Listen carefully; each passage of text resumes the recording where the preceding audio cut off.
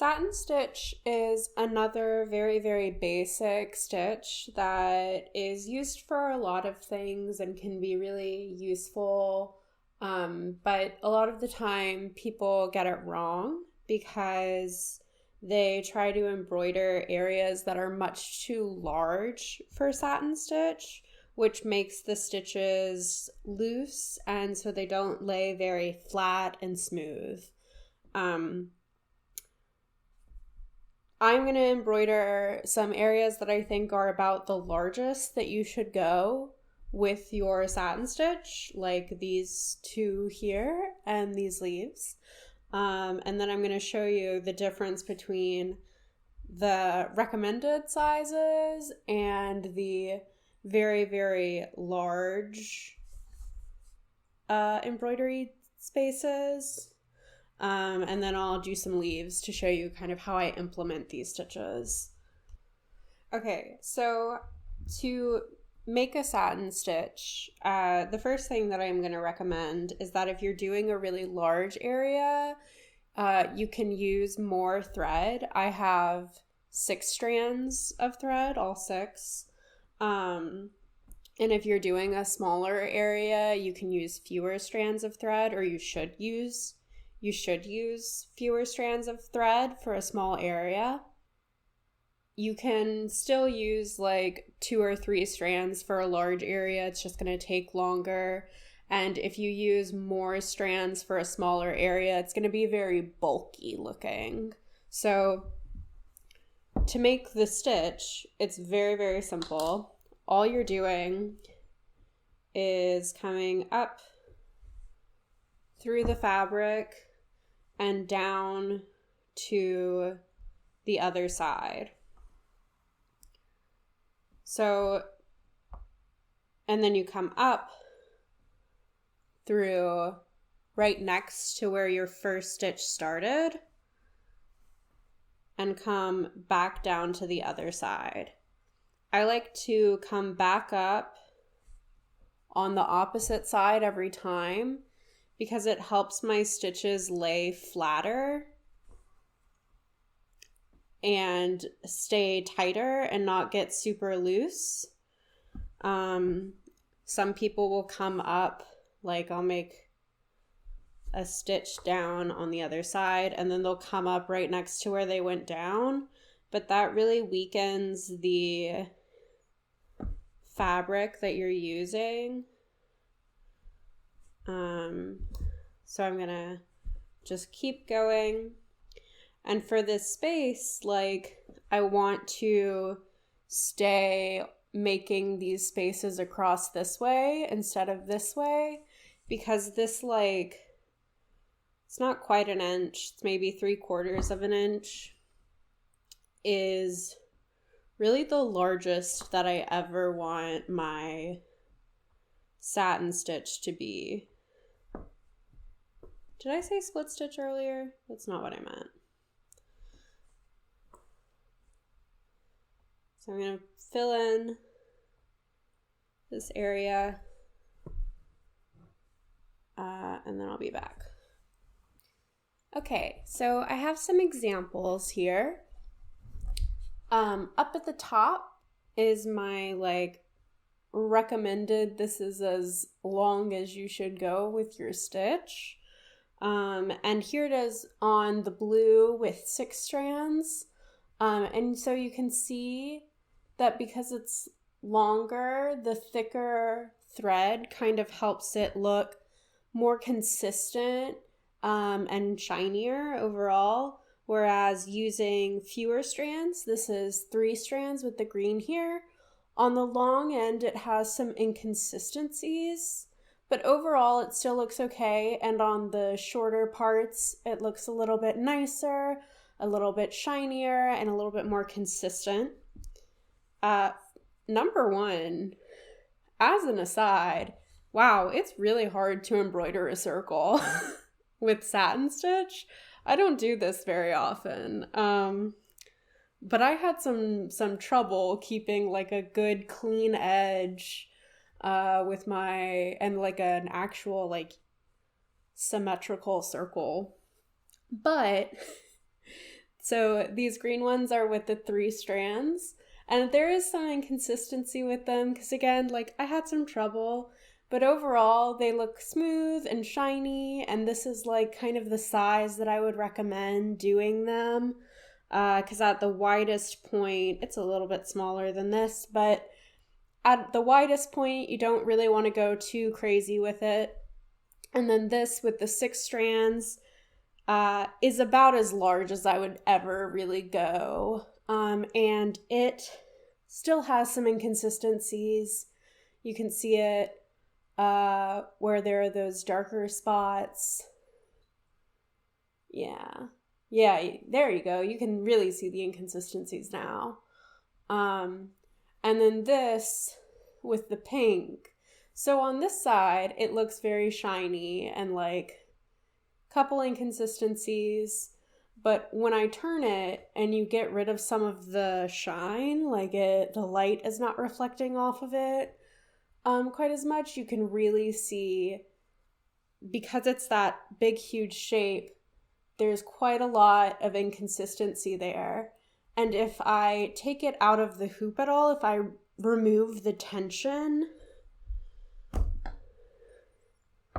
now those long stitches are really, really loose in the middle, and they really start to kind of look less nice, less shiny. They don't keep their hold. And so even if you are framing something in a hoop with that consistent tension on it, over time the fabric will lose a bit of its tension, and you won't have as nice and clean and smooth of a product.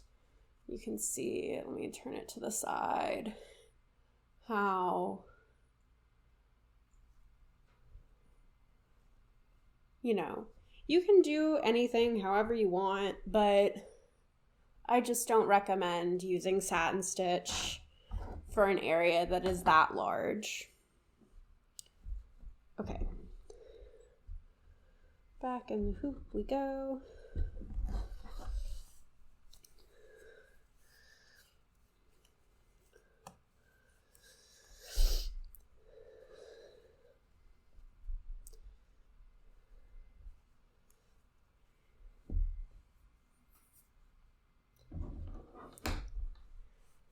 So the way that I often implement satin stitch is for leaves, or any kind of greenery, maybe even like flower petals, stuff like that.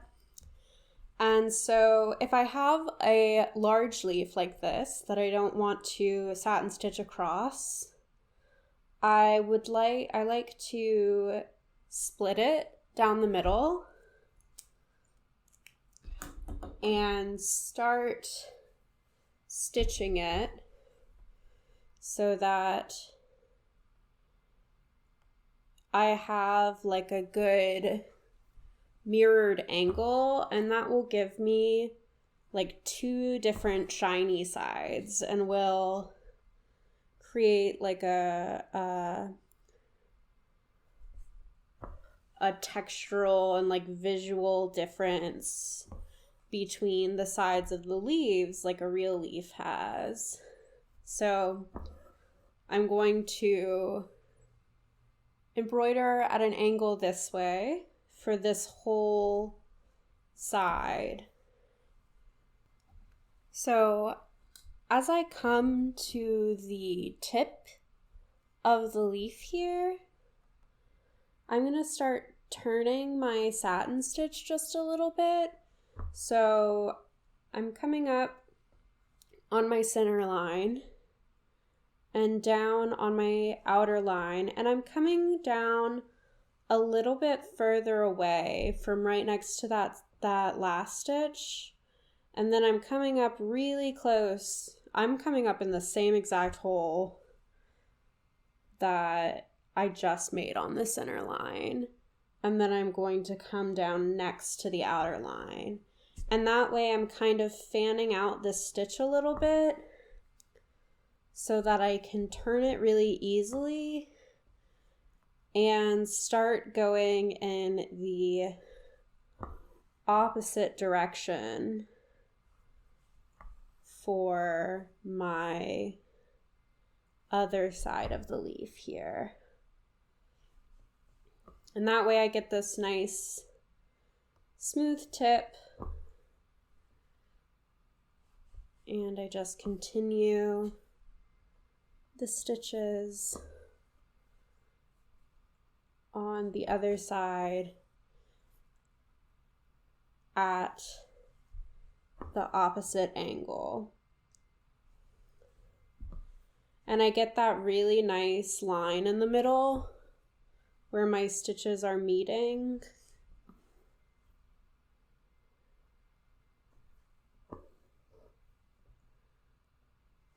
That is very naturalistic, very much like a leaf.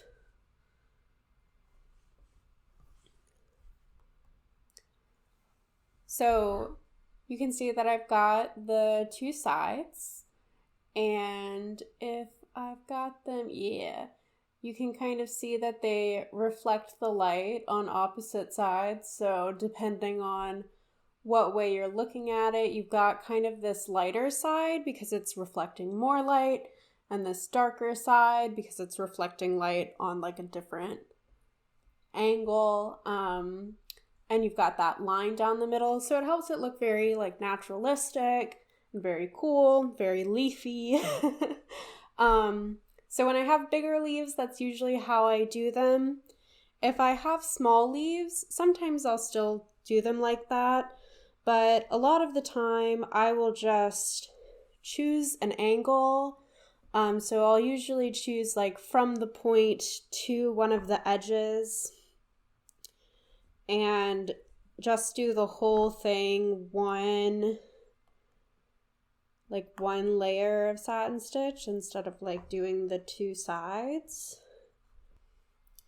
So those last little leaves where it's just the like single layer of satin stitch are all done, and they're all on like different angles, so you still get some of that like different reflection kind of look. So like one will be a little bit lighter looking and the others will be darker, and again that just like gives it some dimension and makes it look a little bit more naturalistic, which I think is like one of the best parts about satin stitch, is the way that it reflects and can change the can change how your piece kind of like it looks more real. It looks a little bit more real because it's got this like bounce of light to it. But you know, it's also like sometimes you can do things and they're just like all on the exact same plane.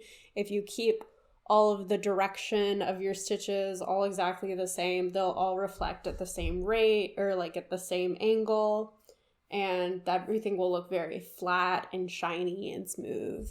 So there's like a lot of little elements with satin stitch that you have to keep in mind. How many strands you're using, how large the space is, what angle you want to make your stitches at, and how you might contrast that with other angles. But it is a very effective stitch, and definitely like kind of my go-to choice for leaves and flower petals and things like that.